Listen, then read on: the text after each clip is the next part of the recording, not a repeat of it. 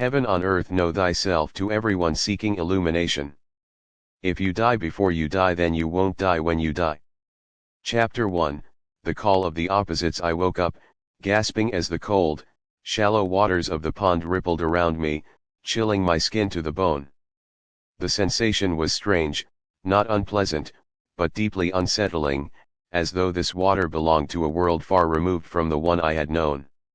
I sat up slowly, looking around, and immediately my gaze was drawn to the tree. It stood towering above everything else, its trunk impossibly wide and gnarled, its roots spiraling out into the earth like serpents. It was ancient, primordial, older than time itself. The branches stretched so high that they disappeared into the sky, and from them hung shimmering fruits that looked like tears. These fruits were crystalline in nature, their soft glow radiating through the thick fog that enveloped the land. Each drop reflected different constellations, and as I stared, I could see entire universes swirling inside them, life and death playing out in miniature within each tiny tear. There was a deep hum in the air, a frequency that vibrated through the water, through the ground, and even through me. It wasn't just a sound, it was life itself, reverberating with a pulse that connected all things. I could feel it in my bones, in my very soul. And then, I saw them. Two figures sat beneath the towering tree. They were like specters, impossibly still, their eyes fixed on me. One was completely white, its body glowing faintly like the moon on a clear night. Its features were soft and kind, but there was an edge to the perfection that unsettled me. The other was black as night, absorbing all light, making it impossible to discern any details of its form. Its presence was overwhelming, filling the space with an oppressive weight, and yet there was something calming about it, something that drew me closer. Neither of them spoke. They didn't need to. I could feel their silent invitation, pulling me toward them, urging me to come closer. My heart raced, my breath catching in my throat. I tried to stand, but that's when I realized I couldn't. Something held me back, heavy, cold metal pressing against my skin. I looked down and saw the chains. They were thick, rusted, and unyielding, wrapped tightly around my wrists, ankles, throat, and torso. 6 chains in total, each one biting into my flesh, pulling me down, keeping me bound to the spot. They weren't just physical chains, they carried weight far greater than metal. I could feel it, the weight of my past, the mistakes I had made, the burdens I carried. They were all embodied in these chains, binding me to this strange place. My legs trembled as I struggled to stand, the chains clanking loudly with every movement. The two beings watched me in silence, their eyes piercing through me, seeing not just my actions but my very essence. They knew everything about me. I could feel it in their gaze. And yet, despite my struggle, they offered no help. They only watched, waiting for me to act. Choose to free yourself from the illusion, they said in perfect unison, their voices resonating through the air like a choir of angels and demons intertwined. How? I asked, my voice strained under the pressure of the chains. Nothing is real, they said again, their words carrying the weight of 1,000 lifetimes, echoing deep within me.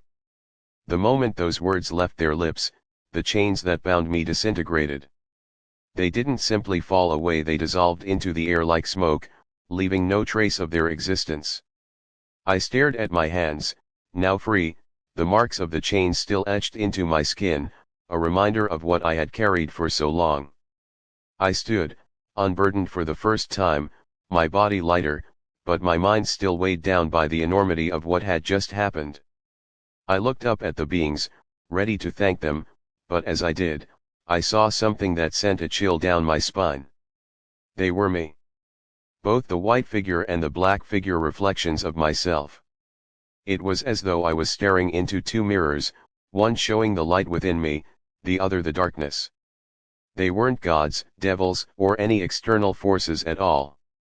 They were manifestations of the duality within me, the light and the shadow that had been battling inside me for as long as I could remember. I stood there, frozen in place, staring at the two versions of myself. The realization hit me with the force of a tidal wave. I had always thought of light and darkness as external forces, but now I saw the truth. They were both parts of me, and I could not exist without them.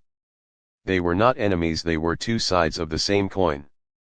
In that moment, I understood something that I had never truly grasped before. The chains had not been placed on me by anyone else. They were my own creation, born out of my fear, my guilt, my shame. And only I had the power to break them. The beings both me, and yet separate stood silently, waiting for me to fully comprehend the magnitude of what I had just learned. Chapter 2, The Choice I Didn't Want to Do It. Not really. The idea of letting go of everything I had known, everything I had clung to for so long, terrified me more than anything. But there was no other way. My life had become an unbearable burden, a weight pressing down on my chest, suffocating me day by day. It wasn't just the trivialities of life, the small annoyances or fleeting stresses, it was the deep, existential dread that had woven itself into the very fabric of my being. Every morning, I would wake up with the same sense of heaviness. The moment my eyes opened, I could feel it. The weight of the world. The weight of my existence. I had tried to escape it, tried to drown it out with distractions, with routines, with the endless noise of modern life, but no matter what I did, it was always there, lurking just beneath the surface, waiting for a moment of silence to make itself known. I had become a prisoner, not just to the world around me, but to my own thoughts. The cheap politics of a third world country that seemed to thrive on corruption, the false prophets who paraded themselves as saviors, promising redemption but delivering only hollow words. The religions that had once offered me comfort had become hollow, their rituals empty, their promises of salvation a distant echo. Everywhere I looked, I saw lies, illusions, and masks, people pretending to be something they weren't, pretending to know more than they did. But the worst part was, I had become one of them. I wore my own mask, hiding behind the carefully constructed persona I had created over the years. To the outside world, I was strong, confident, in control. But inside, I was falling apart. The mask was cracking, and I didn't know how much longer I could hold it together. And then there were the deeper wounds. The scars from my past that had never fully healed. My ex-lover, the one I had given everything to, only to be left shattered and broken. I had carried the pain of that relationship with me for years, letting it fester and grow, until it became a part of who I was. It had changed me in ways I hadn't even realized. I was no longer the person I had once been. I had become someone else, someone I didn't recognize. And the debts? The endless debts. Not just the financial ones, though those were heavy enough, but the emotional debts I owed to the people I had hurt, the promises I had broken, the things I had left undone. They weighed on me like chains, dragging me down, keeping me from moving forward. I was shackled, not just to the world around me, but to my own past. My traumas, my failures, my regrets, they were all chains, binding me to a life that no longer felt worth living. So I made a choice. It wasn't an easy choice. It wasn't the kind of choice that anyone would understand. But it was the only choice I had left. I chose to die not in the physical sense, but in a way that would allow me to shed the person I had become, to strip away the layers of pain and guilt and shame that had built up over the years, and to be reborn as something new, something free. I knew it wasn't going to be easy. The path I was about to walk was not one of comfort or safety. It was a path of destruction, of tearing down everything I had built, everything I had relied on, and stepping into the unknown. But I couldn't go on living like this. I couldn't keep wearing the mask. I couldn't keep pretending. So I sought out the knowledge, the hidden teachings of the ancient schools, the mysteries that had been passed down through the ages, whispered only to those who were ready to hear them. These were the teachings that had been locked away, kept secret from the masses, guarded by those who knew the power they held. It was in those teachings that I found the truth. The truth that had been written on the door to the other side, if you die before you die, then you won't die when you die. The words were simple, but their meaning was profound. To die before you die, to let go of the self, to surrender the ego, to dissolve into nothingness was the only way to achieve true freedom. To die in that way was to become reborn, not just as a new person, but as a complete being, unshackled by the chains of the past. I was ready to embrace this change, to let the old me die so that the new me could emerge. The moment of transformation was at hand, and I was prepared to step into the unknown. Chapter 3, The Unveiling. I had heard whispers of the concoction for years, legends passed down from those who had sought enlightenment through the ancient schools of thought. It was said that only the chosen few were allowed access to its ingredients, and that to consume it was to surrender everything you had ever known about yourself, about the world, about life itself. When I finally stood before the vial containing the dark, viscous liquid, I hesitated. The weight of the decision settled on my chest, a final reminder of the gravity of the path I was about to take. I knew there would be no turning back. The concoction was not just a drink, it was a key to unlock the deepest recesses of the mind and soul, a passageway into realms that existed beyond the veil of reality. I will not reveal the specific ingredients, for to do so would be a violation of the sacred oath I had sworn to the society from which I had obtained it. Suffice it to say, the ingredients were as ancient as the earth itself, drawn from the primordial forces of the universe, forces that had shaped the very fabric of existence. To consume it was to commune with those forces, to become one with them, if only for a moment. I raised the vial to my lips, the liquid inside swirling with an almost hypnotic energy. As the cool substance passed over my tongue, I could feel it begin to work immediately. It was as if the air around me thickened, my senses sharpened, and the very fabric of reality began to shift. My body remained where it was rooted to the physical plane, but my consciousness was pulled, violently, out of my shell and into a space that defied all logic and reason. Time slowed, then stopped altogether, and the world around me dissolved into a swirling mass of colors and sounds that I could not comprehend. And then, I was there. I stood in a place that was both nowhere and everywhere. It was a realm that existed outside of time, outside of space, where the very concept of existence seemed irrelevant. My body was no longer solid, no longer confined to the limitations of flesh and bone. I was pure consciousness, floating in an infinite sea of possibilities. The two beings stood before me once again, their forms now more vivid, more tangible than ever before. They weren't just reflections, they were entities unto themselves, though I knew they were still connected to me, to the essence of who I was. I stared at them, their black and white forms glowing with an otherworldly light, and I felt the question rise in my throat.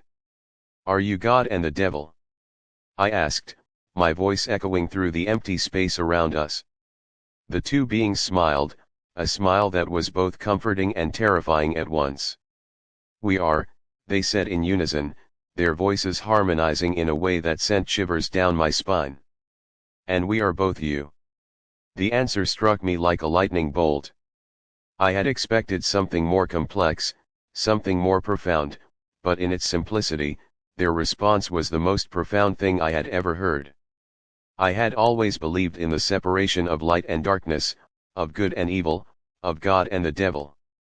I had believed that they were forces outside of myself, battling for control over the world, over humanity, over me. But now I saw the truth. The duality was not external. It was internal. It had always been internal. God and the devil were not battling forces, they were reflections of the same entity. They were two sides of the same coin, and that coin was me. The beings stood there, side by side, watching me with an intensity that made the air around them shimmer. They did not move, did not speak again. They simply observed, their eyes holding all the weight of the universe in them. I could sense their power, their eternal connection to everything and nothing all at once. I didn't know what to do next. The revelation had shaken the very foundation of what I thought I knew. The beings the light and the dark were waiting for something, perhaps for me to come to terms with the truth. But there was no pressure in their silence. No urgency. Only the quiet understanding that I needed to confront this reality on my own terms. The black and white figures didn't fuse into one. They stayed apart, separate, but their existence made it clear that they were not at war.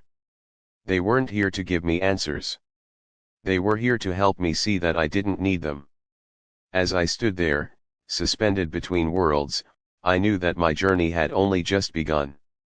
Chapter 4, The Path of Light and Shadow. As the beings know, as I stood before myself, merged into one yet still separate, I could feel the complexity of everything I was begin to unfold. The light and shadow that I had once thought were opposing forces revealed themselves to be inseparable, interdependent. This was not a war within me, this was a dance, a delicate balance that had been in motion for as long as I had existed. The white figure, now less blinding and more ethereal, stepped forward, extending its hand toward me.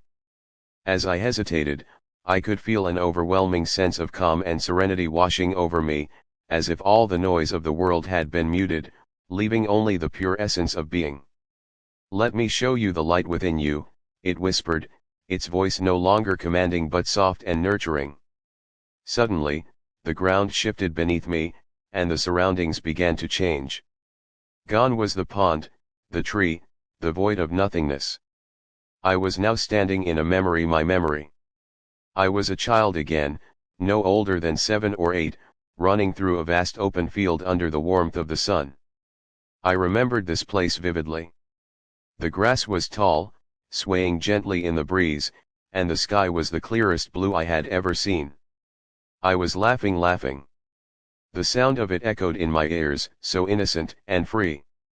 I could feel the joy bubbling up inside me, an unburdened happiness that came from simply being. There was no fear here, no pain, no regret. It was a moment of pure, unfiltered light. I was running, chasing butterflies that danced just out of my reach, my heart soaring with the thrill of it. The white being, my reflection, stood beside me, watching. "This is your light," it said, "the part of you that remains untainted by the world." I stared at my younger self, marveling at how carefree I had once been. How had I lost this? When had the chains begun to wrap themselves around my soul? But as if reading my thoughts, the white figure spoke again. "The light never truly leaves you," it said. "It dims, yes. It flickers in the face of darkness.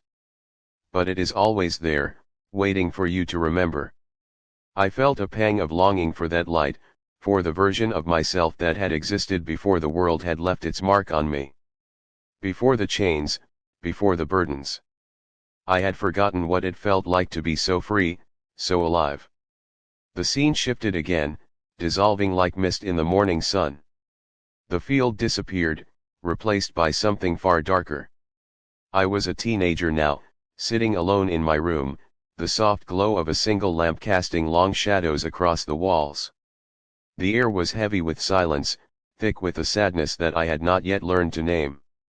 In my hands was a letter, a rejection letter from a university I had desperately wanted to attend.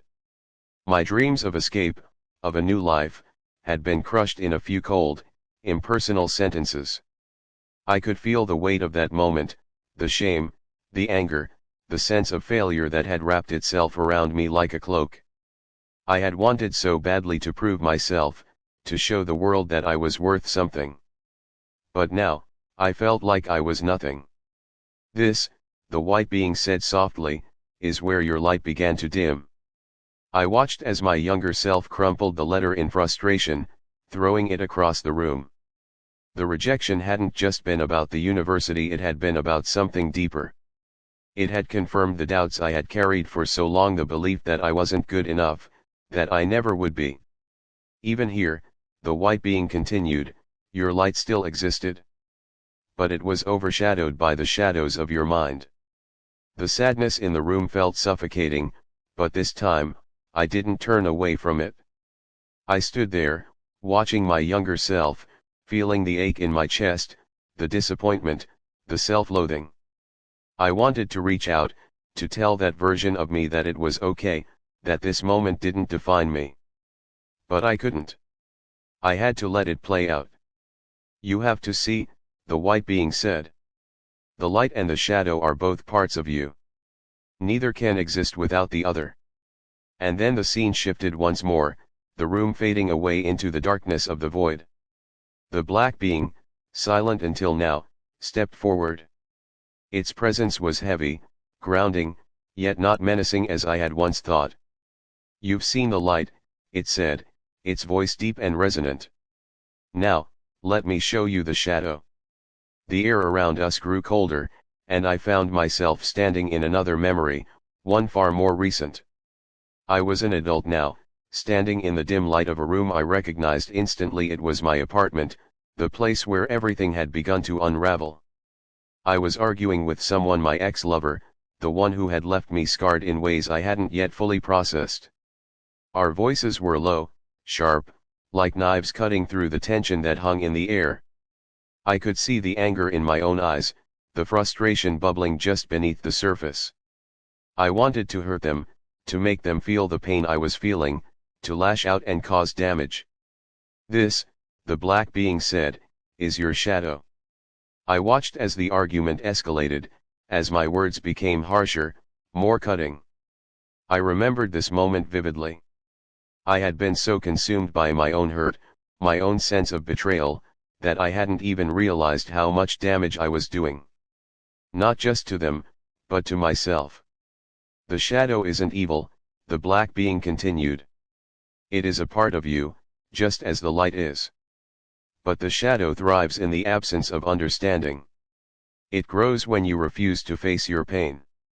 I stood there, watching the scene unfold, feeling the weight of my own darkness pressing down on me. I had been so afraid of the shadow, so convinced that it was something to be eradicated, something to be banished from my soul. But now, I understood. The shadow was not my enemy. It was a part of me, just as the light was. I turned to face the black being, my reflection in the void. How do I walk the path of both? I asked, my voice barely a whisper. You already have, it said, its eyes steady and unwavering. The path is not about choosing one over the other. It is about embracing both.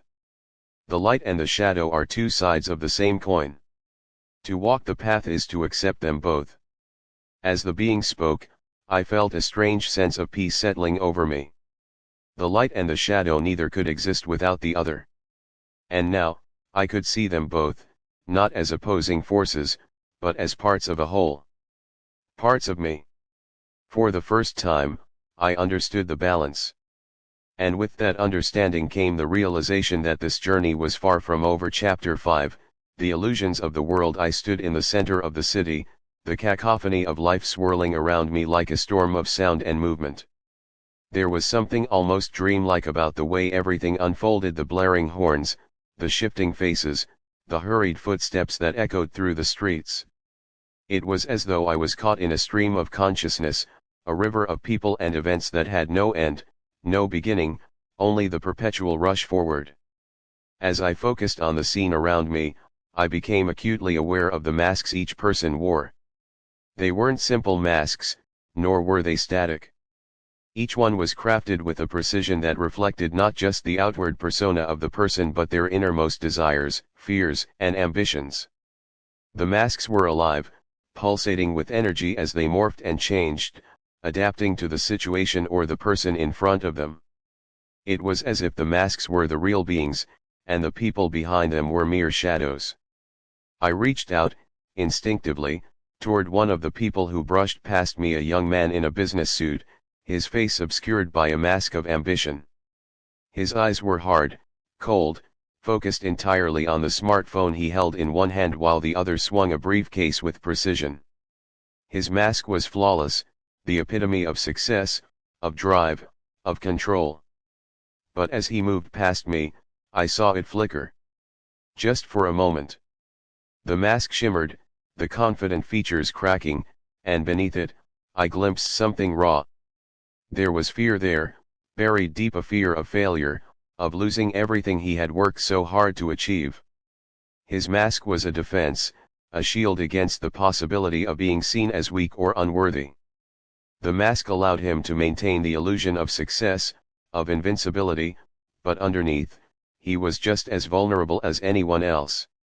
I watched him walk away, disappearing into the sea of people, and then my eyes turned to the next figure, a woman in her mid-30s, walking briskly, her high heels clicking against the pavement with precision. Her mask was one of beauty, of poise, of perfection. Every hair was in place, her makeup flawless, her clothes immaculate. She smiled as she walked past me, the corners of her mouth curving in a way that seemed almost mechanical. But as she glanced at her reflection in a nearby window, the mask shifted. For a split second, her smile faltered, and I saw the truth beneath the surface. Her mask, too, was a lie. Beneath the carefully crafted exterior, there was a deep well of insecurity, of self-doubt. The lines of worry were etched into her true face, hidden behind the facade she had worked so hard to perfect. She was afraid not of others, but of herself, of her own inadequacies. Her mask wasn't just for the world, it was for her, to convince herself that she was beautiful, that she was worthy. The realization settled over me like a heavy blanket. Every person I looked at, every figure that passed by me, was wearing a mask, not because they wanted to deceive others, but because they were too afraid to face themselves. The masks weren't meant to hide them from the world, they were meant to protect them from the vulnerability of being truly seen. But as I continued to watch, I saw something even more disturbing. The masks weren't just reflections of their insecurities. They were prisons. Each mask that these people wore became more than just a shield, it became their identity. The more they relied on their masks, the more they lost touch with who they really were. The masks became their reality, and they were no longer able to differentiate between the persona they projected and the truth of who they were beneath it. And I realized, with a sinking feeling, that I had been no different. I had worn my own mask for so long, I had forgotten what my true face even looked like. I had crafted a persona, a version of myself that I presented to the world, a version that was confident, in control, unaffected by the struggles of life. But beneath that mask, I had been crumbling. The chains that had once bound me were not just physical, they were mental, emotional, spiritual. I had become a prisoner of my own illusion. The mirrors appeared beside me, their presence more tangible than ever. I turned to them, my heart heavy with the weight of this realization. Why? I asked, my voice barely more than a whisper. Why do we do this? Why do we create these illusions? The mirrors reflected back my own image, but this time, there was something different about them. They weren't just showing me my outward appearance, they were showing me my soul, stripped of its mask, raw and vulnerable. We do it because we are afraid, the mirrors replied, their voices soft but unyielding. We fear being seen. We fear being judged. We fear that if the world were to see us as we truly are, we would be rejected. So we create the mask. We create the illusion. And in time, we forget that it is an illusion at all. The words hit me like a punch to the gut. I had known, deep down, that I had been hiding. I had known that I had been wearing a mask. But I hadn't realized how deeply I had been trapped by it. I looked around at the people rushing by, each one caught up in their own world, their own illusions, and I felt an overwhelming sense of sadness. They didn't even know. They didn't realize that they were prisoners of their own creation. They didn't realize that the masks they wore had become their reality. Can they ever be free? I asked, my voice trembling with the weight of the question. The mirrors were silent for a moment, and then they spoke. Freedom is a choice. But it is not an easy one. To remove the mask is to face everything you have hidden from. It is to confront the pain, the fear, the shame. And not everyone is willing to do that. I swallowed hard, the weight of their words sinking in. I had made the choice. I had faced my chains, my burdens, my illusions. But now, standing here, surrounded by people who were still caught in the web of their own making, I realized how hard that choice truly was. How do I help them? I asked, my voice barely audible. The mirrors shimmered, their reflections shifting, and I saw myself, standing at the crossroads of two worlds, the world of illusion and the world of truth. You cannot force them to see, the mirrors said. But you can show them the way. You can be the light that guides them through the darkness. You can lead by example. The sadness in my chest deepened, but so did my resolve. I couldn't save everyone. I couldn't force them to remove their masks. But I could show them that it was possible. I could show them that there was a life beyond the illusion, beyond the fear. The city began to dissolve around me, the noise fading into the background, the people disappearing into the mist. I was left standing in the void once again, the mirrors beside me, their presence a constant reminder of the journey I had taken. "Are you ready?" they asked, their voices soft but steady. I took a deep breath, feeling the weight of the world settling on my shoulders, and nodded. "Yes," I said. "I'm ready." Chapter 6, The Chains of the Past. The transition was abrupt, the bustling city vanishing as quickly as it had appeared, replaced by the eerie stillness of the void.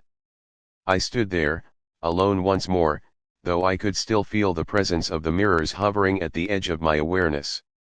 I knew that they were watching, waiting for me to confront the next phase of my journey. And then, as if summoned by my thoughts, the memories began to surface. They didn't come all at once. No, they came slowly, creeping into my consciousness like shadows slipping through the cracks of a door. The first memory was faint, a distant echo of a time I had long tried to forget. But as it grew stronger, more vivid, I realized where I was. I was back in my childhood home. The walls were faded, the wallpaper peeling at the edges, the furniture worn and battered from years of use. The air was thick with the scent of dust and old wood, a scent that instantly transported me back to a time when life had seemed so much simpler, yet so much more terrifying. I was standing in the hallway, my heart pounding in my chest as I listened to the sound of raised voices coming from the other room. My parents were arguing again.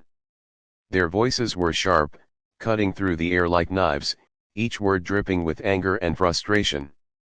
I had been too young to understand the full extent of what they were fighting about, but I had known, even then, that something was deeply wrong. Their words hurt, not just because of what they were saying to each other, but because of the way they made me feel. I felt small, powerless, insignificant, a burden in a world that didn't have room for me.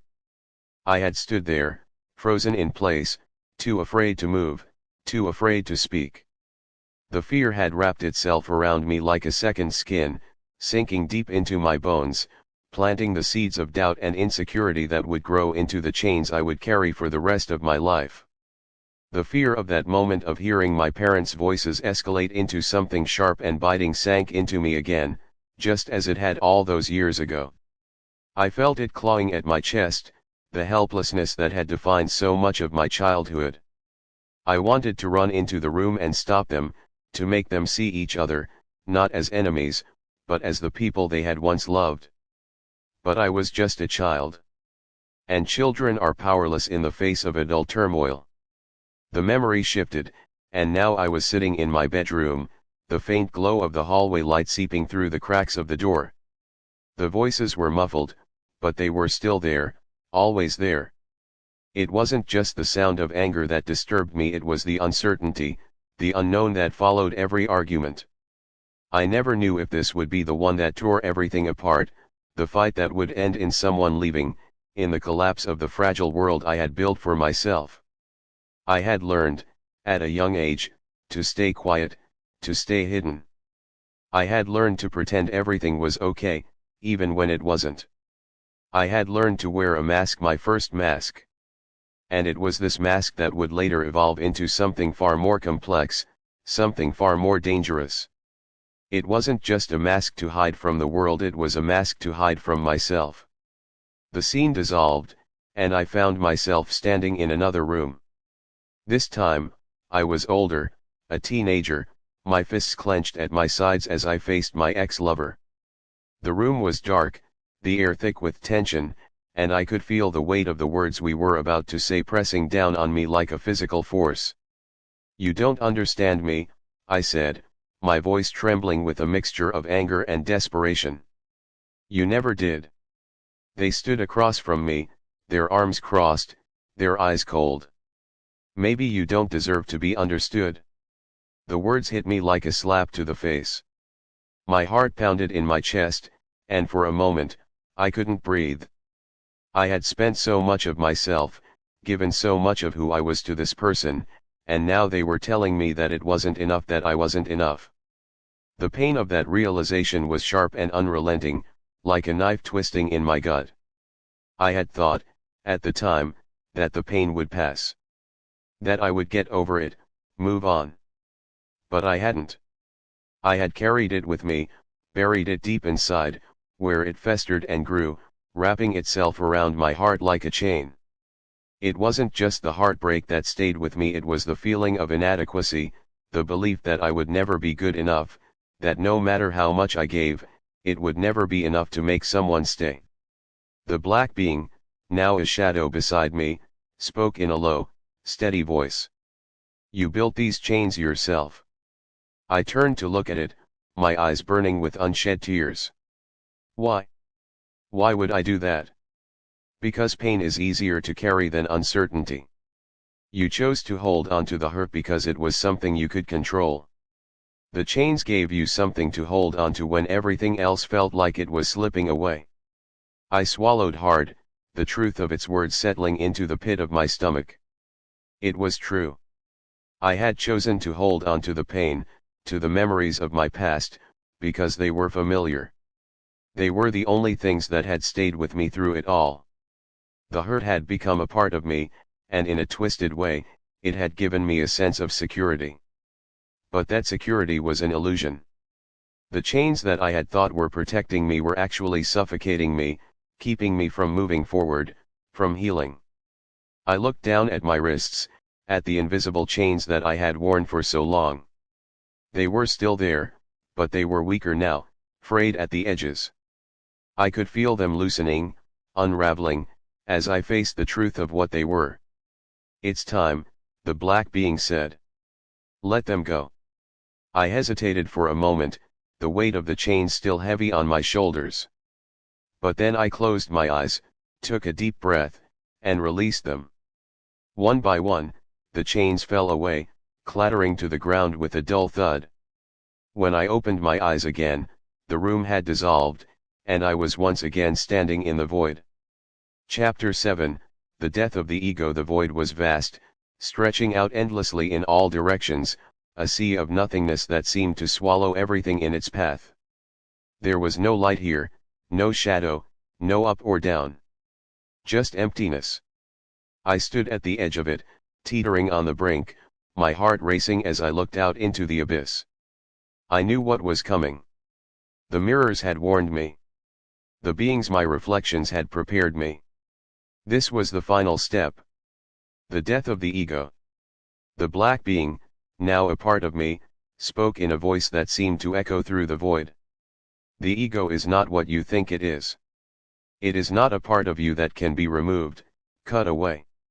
It is you. The ego is the self, the identity you have created, the version of you that exists in the world. I nodded, my throat tight. I had always known this, on some level. The ego wasn't some external force, some demon that could be exorcised. It was me, my thoughts, my beliefs, my desires, my fears. Everything that made me who I was, everything that had defined me, was wrapped up in the ego. And now, I had to let it go. I took a deep breath, closing my eyes as I prepared myself for what was to come. The void stretched out before me, beckoning me forward, pulling me into its depths. I could feel it, the pull of the ego, the need to hold on to my identity, to the version of myself that I had crafted over the years. But I knew that if I was to be truly free, I had to surrender it. The mirrors appeared once again, their forms shimmering in the darkness. They were no longer reflections of me, they were the essence of the ego itself, the parts of me that I had clung to for so long. "Who are you without your ego?" they asked, their voices soft but insistent.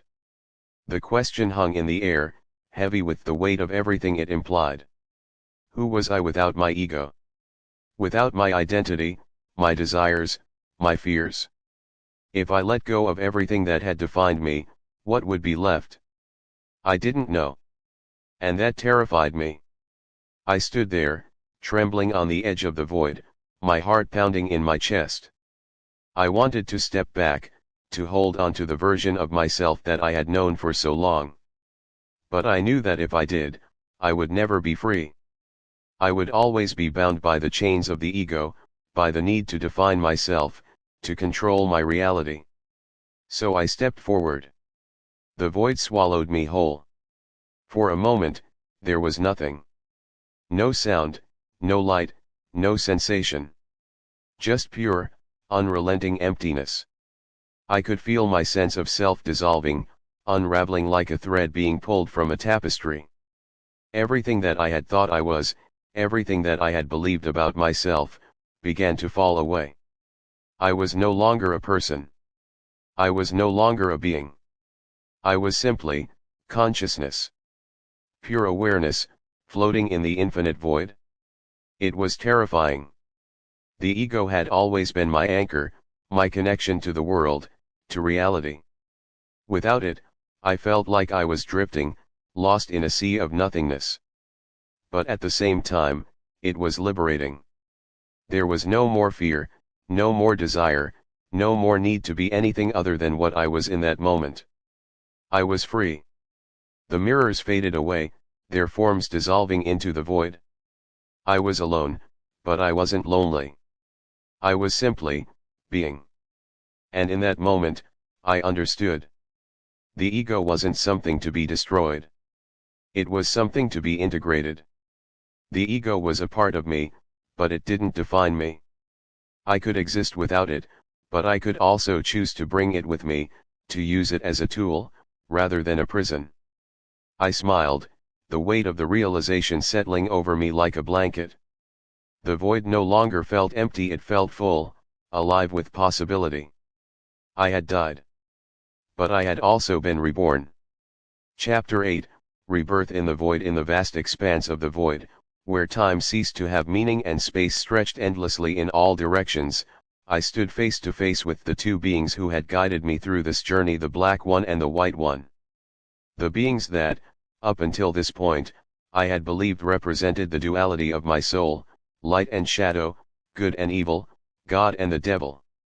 They had stood apart, starkly opposed in appearance and energy, and yet, as I stared at them now, something deep inside me began to unravel. I could feel it, the threads of my understanding fraying at the edges. Everything I had believed about duality, about opposing forces locked in eternal conflict, suddenly seemed inadequate, incomplete. The truth, the real truth, was something far more profound, something I had not been able to grasp until this very moment.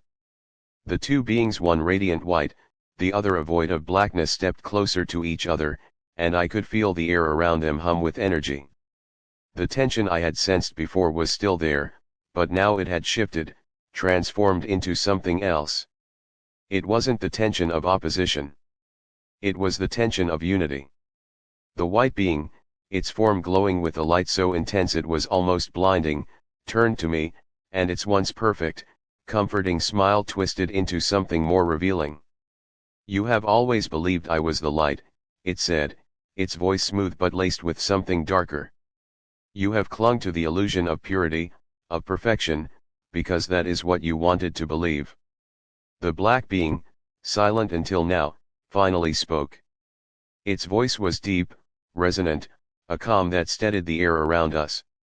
"And you believed I was the darkness, the shadow, something to be feared. But the truth you are only now beginning to see, is that we are not opposites.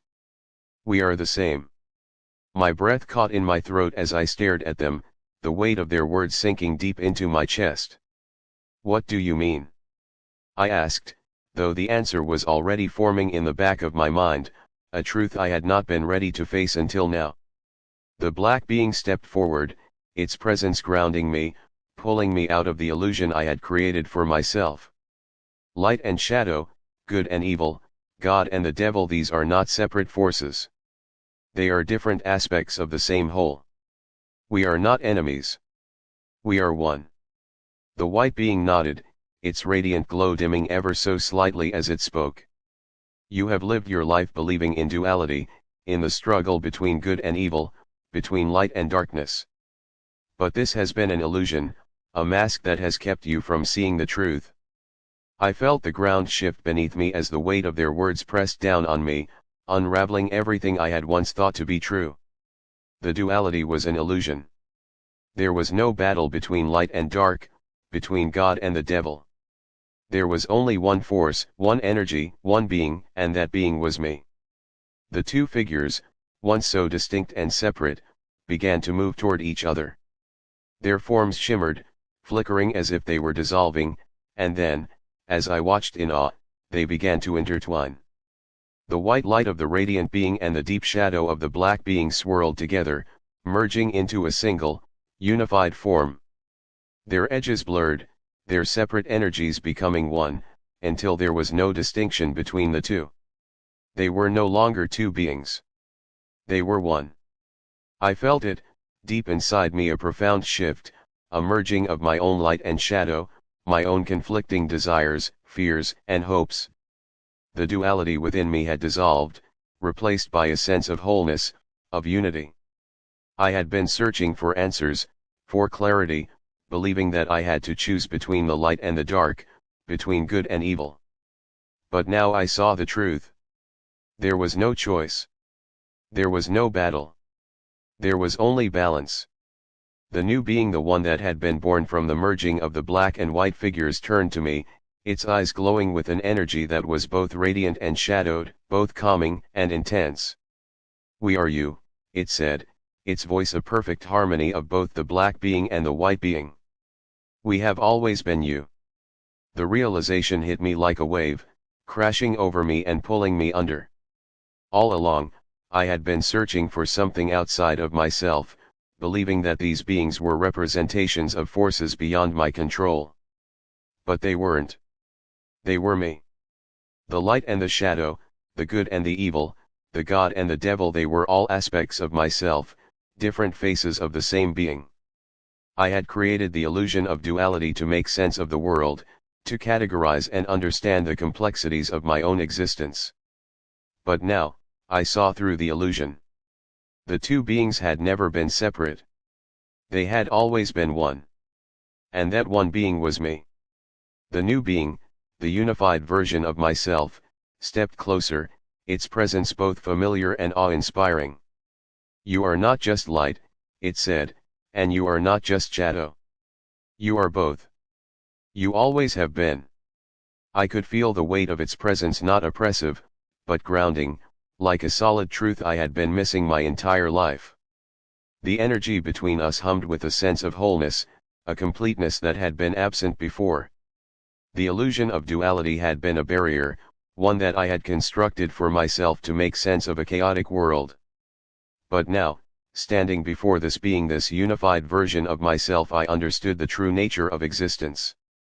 I had been chasing purity, believing that the light was the answer, that to be whole, I needed to rid myself of the shadow. But now I could see how misguided that had been. The light without the dark was incomplete.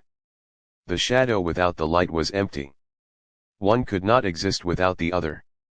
"Balance," the being said, its voice a harmonious blend of everything I had ever known, everything I had ever feared, and everything I had ever hoped for. That is the key.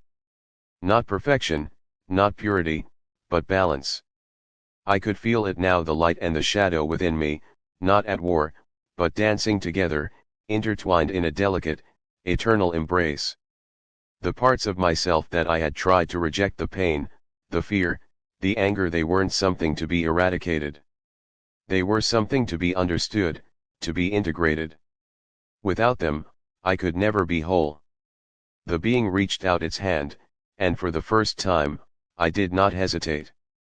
I took it, and as our hands connected, I felt a surge of energy, a warmth that spread through my entire body. The light and the shadow flowed into me, merging with my own essence, filling the spaces that had once been hollow with a sense of completeness I had never thought possible. I had been searching for God, for the truth of existence, but now I realized that the truth was not something external. It was inside me. It had always been inside me. I am you, the being said again, and this time, I knew it to be true. The duality dissolved. There was no more God and devil. There was no more light and shadow. There was only one, a singular force, a unified being that existed beyond the illusions of good and evil. That being was me. As I stood there, the energy of the void swirling around us, I felt the chains of the past, the burdens of my ego, the illusions I had clung to for so long, fall away completely. I was free not from darkness or light, but from the need to separate them, to categorize them. I was free to exist as I truly was whole. The being smiled, and I felt that smile deep within my soul. You are ready now, it said, its voice no longer separate from my own. You have seen the truth. You have embraced it. The void around me began to shift, dissolving into light and shadow, swirling together in a perfect dance of balance. I was no longer afraid. I was no longer uncertain. I had found the truth, and it was far more beautiful, far more complex, than I had ever imagined. I closed my eyes, feeling the energy of the void, of the universe, of myself, pulse through me. I had been reborn not as a new being, but as a complete one. The journey had been long, the path treacherous, but I had found what I was searching for. Wholeness. Chapter 9, The knowledge of the ancients. As the void faded away, and the swirling amalgam of light and shadow settled into a unified force within me, I became acutely aware that I was no longer within the confines of my mind. I had entered a place beyond time, beyond space, and beyond the reality I had once known. It was a place that existed on the threshold between the physical and the metaphysical, a plane where the fabric of existence unraveled to reveal the secrets of the universe. Before me stood a vast library, its towering shelves filled with ancient tomes, scrolls, and manuscripts, each glowing with an otherworldly light. The library was not bound by the limitations of human creation, it stretched endlessly in all directions, its architecture shifting and breathing like a living entity. The air itself hummed with a sense of history, of wisdom preserved through countless ages, waiting to be uncovered by those who dared seek the truth. I felt drawn forward, an instinct deep within me compelling me to move toward the shelves. I reached out, letting my fingers graze the spines of the books, each one pulsing with life. Though the titles were not written in any language I recognized, I understood their meaning.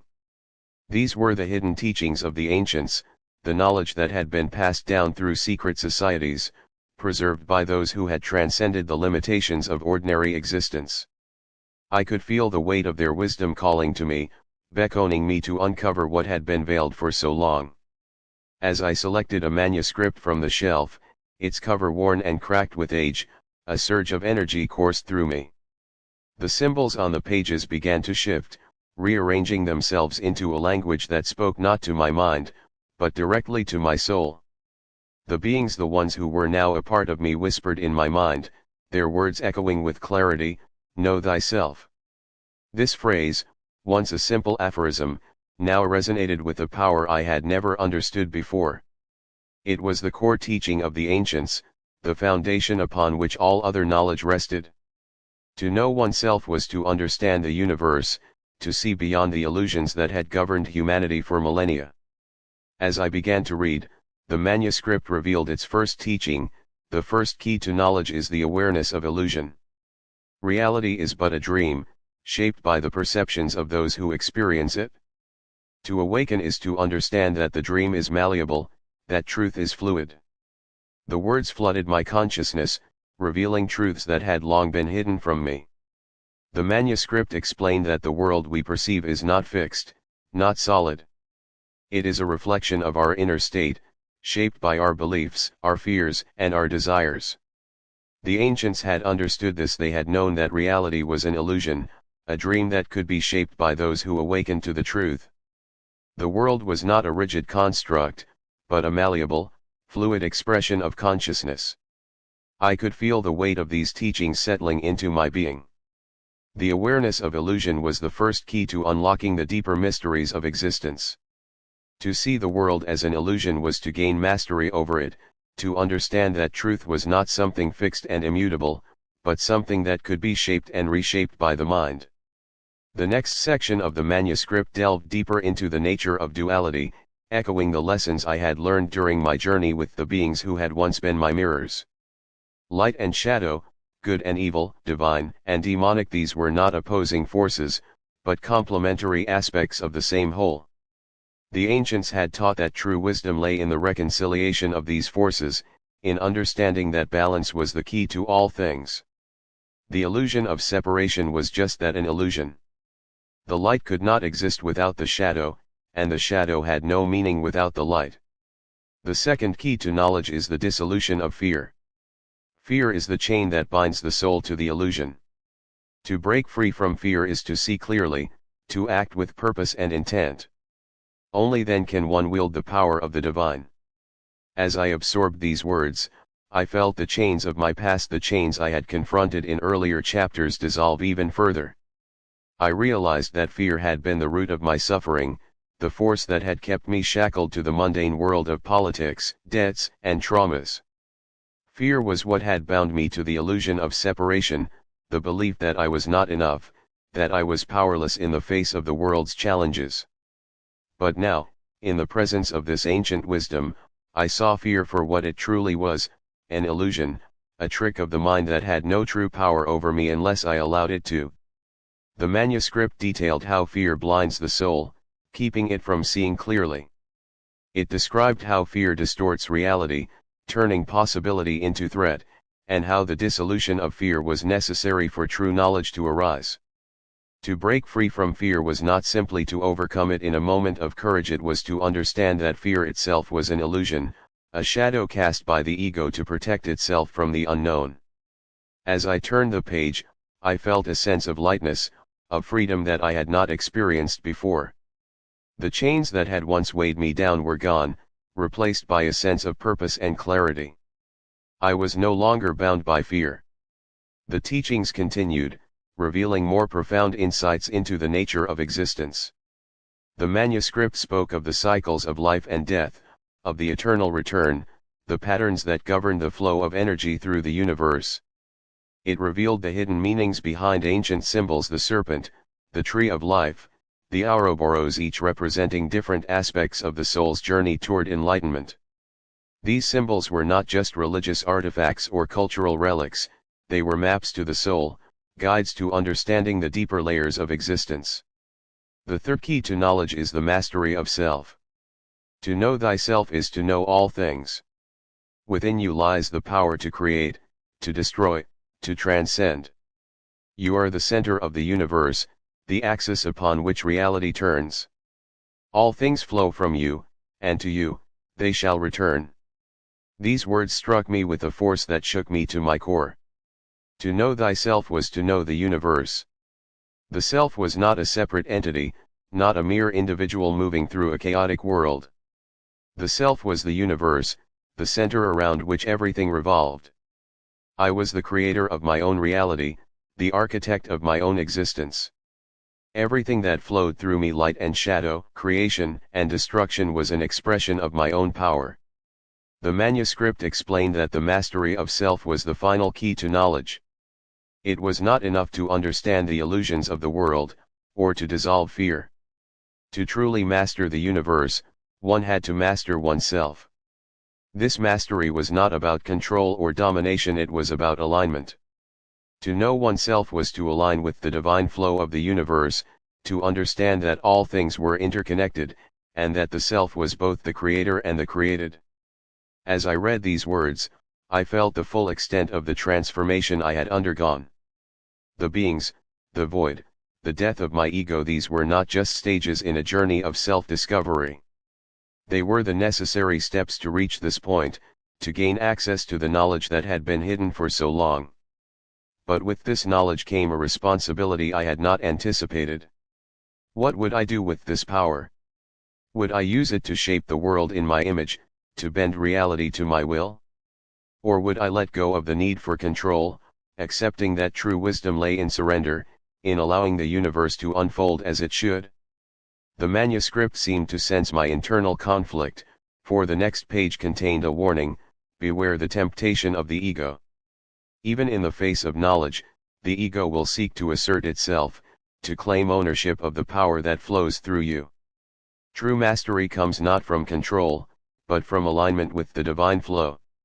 Trust in the process, and the path will reveal itself. The warning struck me deeply. I had already confronted my ego, or so I thought, but now I realized that the battle was far from over. Knowledge, especially ancient knowledge, was a dangerous thing in the hands of those who had not yet fully transcended their egoic desires. The temptation to use this knowledge for personal gain, for control, was great, and I would need to be vigilant. I closed the manuscript, feeling its weight in my hands. I had been given the keys to wisdom, the insights that could change everything I knew about myself and the world. But with that knowledge came a responsibility I had not anticipated. What would I do with it? How would I move forward? I stood in the vast library, surrounded by the endless shelves of knowledge, and I knew that the next step was mine to take. The ancients had shown me the way, but the path was mine to walk. And so, with clarity and purpose, I took the first step forward, ready to face whatever came next. Chapter 10, The Return to Reality. The journey back to reality felt like passing through layers of existence, each one a reflection of the many parts of myself that had been uncovered, transformed, and reunited. I no longer saw the separation between the layers, between the physical and the metaphysical, between light and shadow, or between life and death. Everything flowed together, harmonized in a way that I had never before comprehended. As I moved through these layers, I could feel the pull of the physical world returning. My body, the one I had once felt so trapped within, now felt like a vessel, a tool for experience, not a prison. The heaviness of existence had lifted, replaced by a profound lightness, a sense of freedom that resonated with every fiber of my being. I felt the presence of the knowledge I had gained, the wisdom of the ancients, the truths about the nature of reality settling into me, not as an intellectual understanding, but as an intrinsic part of who I was. I was the knowledge. I was the universe. Everything that had been revealed to me was not something external, it had always been within me, waiting to be discovered. As I descended further into my physical awareness, the subtle hum of the void and the library of the ancients faded, replaced by the familiar sensations of the world I had left behind. I could feel the soft fabric of my sheets beneath my skin, the cool air of the room brushing against my face. The familiar sounds of the city beyond the window, the distant hum of traffic, the occasional bark of a dog drifted back into my consciousness. But everything felt different. The world around me was still the same, but I was not. I had returned, but I was no longer bound by the illusions that had once governed my existence. The chains that had weighed me down, the masks I had worn, the fears and doubts that had controlled me, they were gone. I was free. The knowledge I had gained from the library of the ancients, the teachings about the fluidity of reality and the illusion of separation, had fundamentally changed the way I saw the world. I understood now that reality was not fixed, it was something I could shape, something I could interact with consciously. I was no longer a passive participant in the grand play of existence, I was a co-creator, a master of my own experience. As I lay there, slowly acclimating to my body once more, I could feel the lingering presence of the beings who had guided me, the black and white figures who had merged into one, showing me the truth of the balance within myself. Their energy was still with me, not as separate entities, but as a part of my own being. I had become them, and they had become me. The lessons of balance, of the reconciliation of light and shadow, had transformed me. I no longer saw the world in terms of opposites good and evil, light and dark, but as a harmonious whole. Everything had its place, its purpose, and I was no longer afraid of the shadow within me. I had learned to embrace it, to see it as a necessary part of the whole, just as the light was. As I pushed myself up, my body felt lighter, more alive than it had in years. The burdens I had once carried, my debts, my traumas, my regrets, no longer had any hold on me. I had faced them, confronted them in the void, and I had emerged victorious.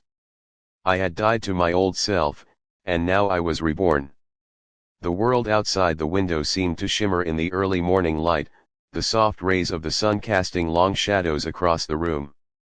But those shadows no longer held the same weight they once had. They were not something to fear, they were simply another part of the balance, a reminder of the duality I had learned to embrace. I stood up, my feet touching the cold floor, but even the chill of the room felt different. Everything was different. I was seeing the world through new eyes that understood the illusion, but also appreciated the beauty within it. Chapter 11, Waking up. I opened my eyes slowly, the familiar darkness of my bedroom settling around me like a comforting shroud.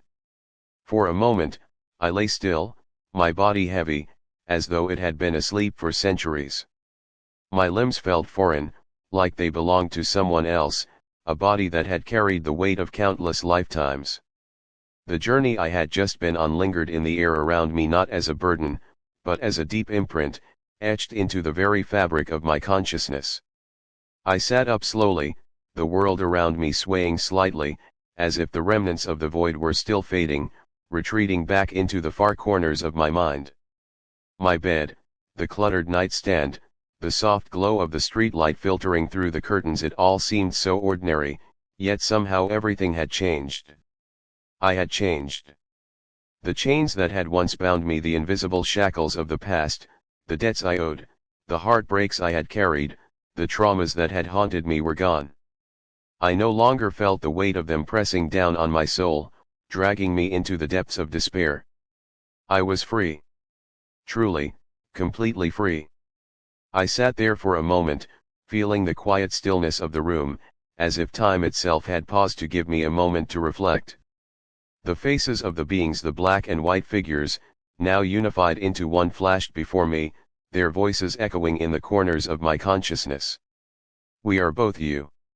Those words had haunted me, challenged me, forced me to see the truth that had been buried deep within my soul. I had asked them if they were God and the devil, only to learn that they were both aspects of myself, reflections of the duality that lived within me, within all of us. I had learned that the light and the shadow were not enemies, not forces to be pitted against each other in an eternal battle. They were two sides of the same coin, two aspects of the same whole.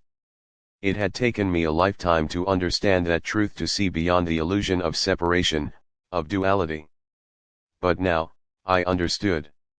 I was no longer bound by the illusions that had once governed my life.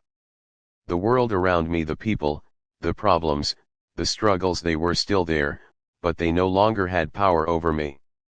I was no longer a passenger in this reality, tossed about by the whims of fate. I was the architect of my own existence, the creator of my own reality. I reached over to the nightstand, my fingers brushing against the familiar, smooth surface of the joint I had rolled before taking the concoction. I smiled to myself, a small chuckle escaping my lips. How absurd it all seemed now.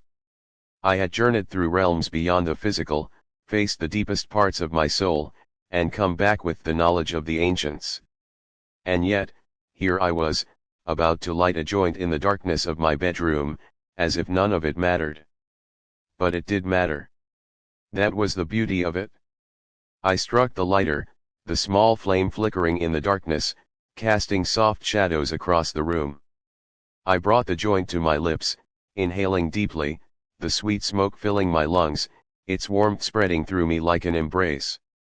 As I exhaled, the tension that had been buried deep inside me for so long melted away, dissolving into the air, leaving behind only clarity. And then, I laughed. It started as a small chuckle, but it quickly grew into something deeper, something that shook my entire body. It was a laugh born of realization of seeing the absurdity, the beauty, and the wonder of it all. The illusions we cling to, the chains we forge for ourselves, the fears that keep us bound, they were all part of the cosmic dance, the eternal play of light and shadow. And yet, none of it was real. But it was also very real. That paradox, that perfect balance of contradiction, filled me with a joy so profound it was almost overwhelming. I laughed because I had seen the truth. I laughed because I had been to the edge of the void, and I had returned with the knowledge that this life was a gift. It was a playground, a cosmic joke that we are all in on, whether we realize it or not. The illusions may still be there, but they no longer held any power over me. I was free. The smoke curled upward, twisting and turning in the soft light, dancing like a living thing. I watched it for a moment, entranced by its fluid, ethereal form, and in that moment, I understood something profound. My journey wasn't over. It had only just begun.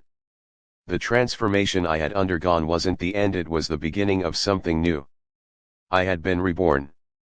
I took another hit, savoring the taste this time, letting it linger on my tongue before exhaling slowly.